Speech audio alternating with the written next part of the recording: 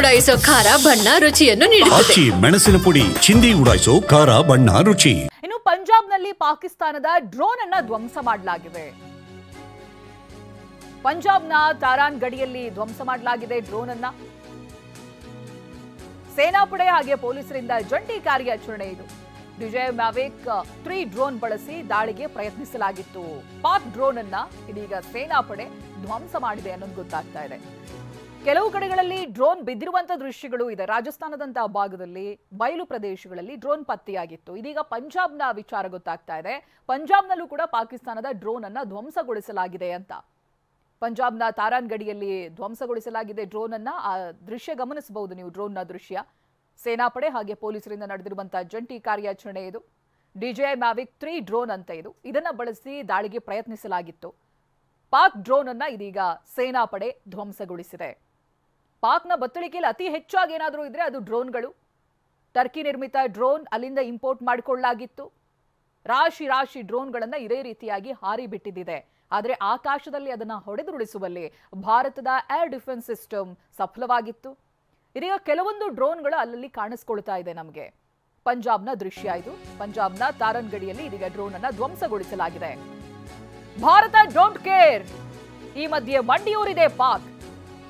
Rajnath Singh warning ಬೆನ್ನಲ್ಲೇ ತಂಡ ಹೊಡೆದಿದೆ ಪಾಕ್. ಶಾಂತಿ ಮಾತುಕತೆಗೆ ಸಿದ್ಧ ಅಂತ ಪಾಕಿಸ್ತಾನ ಹೇಳ್ತಾ ಇದೆ. ಭಾರತದ ಜೊತೆಗೆ ಮಾತುಕತೆಗೆ ಸಿದ್ಧ ಅಂತ ಶಹಬಾಜ್ ಶರೀಫ್ ಮಾತನಾಡಿದ್ದಾರೆ. ಶಾಂತಿ ಮಾತುಕತೆಯಲ್ಲಿ ಕೆಲ ಷರತ್ತುಗಳಿರುತ್ತೆ. ಕಾಶ್ಮೀರದ ಬಗ್ಗೆಯೂ ಚರ್ಚೆಗೆ ಸಿದ್ಧ ಅಂತ ಪ್ರಧಾನಿ ಹೇಳಿದ್ದಾರೆ. ಪಾಕಿಸ್ತಾನದ ಪ್ರಧಾನಿ ಶಹಬಾಜ್ ಶರೀಫ್ ಹೇಳಿಕೆಯನ್ನ ಕೊಟ್ಟಿರೋದು. ಇಲ್ಲಿ ಷರತ್ತು ಹಾಕಬೇಕಿರೋದು ಭಾರತ. ಯಾಕೆಂದ್ರೆ ಮೊದಲು ಕೈ ಎತ್ತಿರೋದು ಪಾಕಿಸ್ತಾನ, ನಮಗೆ ಶಾಂತಿ ಬೇಕು ಅಂತ. ಯಾವ ರೀತಿ ಜೋಕರ್ ರೀತಿಯಾಗಿ ವರ್ತಿಸಿದ್ರು ಅನ್ನೋದನ್ನ ನಾವು ನಿನ್ನೆ ದಿನ ಹೇಳ್ತಾ ಇದ್ವಿ. ಯುದ್ಧ ವಾಹನಗಳಿಗೆ ಹುಲ್ಲುಗಳನ್ನೆಲ್ಲ ಹಾಕಿ ಒಂದು ವೇದಿಕೆ ರೀತಿ ಮಾಡಿ ಅದ್ರ ಮೇಲೆ ನಿಂತುಕೊಂಡು ಪಾಕಿಸ್ತಾನದ ಪರ ಘೋಷಣೆ ಕೂಗ್ತಾ ಏನನ್ನೋ ಕಾಪಿ ಮಾಡೋದಕ್ಕೆ ಹೋಗಿ ಜೋಕರ್ಗಳ ರೀತಿ ಸೋಷಿಯಲ್ ಮೀಡಿಯಾಗಳಲ್ಲಿ ನಗೆಪಾಟಲಿಗೀಡಾಗಿದ್ರು.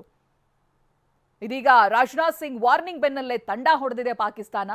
ಶಾಂತಿ ಮಾತುಕತೆಗೆ ನಾವು ಸಿದ್ಧ ಅಂತ ಪಾಕಿಸ್ತಾನ ಹೇಳ್ತಾ ಇದೆ. ಶಾಂತಿ ಮಾತುಕತೆಯಲ್ಲಿ ಕೆಲ ಷರತ್ತುಗಳು ಇರುತ್ತೆ ಅನ್ನೋದು ಪಾಕಿಸ್ತಾನದ ಮಾತು. ಇನ್ನು ಜಮ್ಮುವಿನಲ್ಲಿ ಎಂತ ಸ್ಥಿತಿ ಇದೆ ನೋಡಿ. ಜನಜೀವನ ಸಹಜ ಸ್ಥಿತಿಗೆ ಮರಳುತ್ತಾ ಇದೆ ಅನ್ನೋದು ಗೊತ್ತಾಗ್ತಾ ಇದೆ. ಶೆಲ್ ದಾಳಿಯಿಂದ ಊರನ್ನ ತೊರೆದಿದ್ದವರು ಇದೀಗ ವಾಪಸ್ ಆಗ್ತಾ ಇದ್ದಾರೆ. ಆಹಾರ ಕಿಟ್ಗಳ ಜೊತೆಗೆ ಸಲೋತ್ರಿ ನಿವಾಸಿಗಳು ಮರಳಿದ್ದಾರೆ ಮನೆಗೆ ಅನ್ನೋದು ಗೊತ್ತಾಗ್ತಾ ಇದೆ. ಎಲ್ಒಸಿ ಗಡಿಯ ಪೂಂಚ್ನಲ್ಲಿರುವಂತಹ ಸಲೋತ್ರಿ ಗ್ರಾಮ ಆಗುತ್ತೆ ಇದು. ದಾಳಿಯ ಭೀತಿಯಿಂದ ಊರನ್ನ ತೊರೆದಿದ್ರು ನಾಗರಿಕರು. ಸೇನೆ ಅಭಯದಿಂದ ಇದೀಗ ಮನೆಗೆ ಹಿಂದಿರುಗ್ತಾ ಇದ್ದಾರೆ.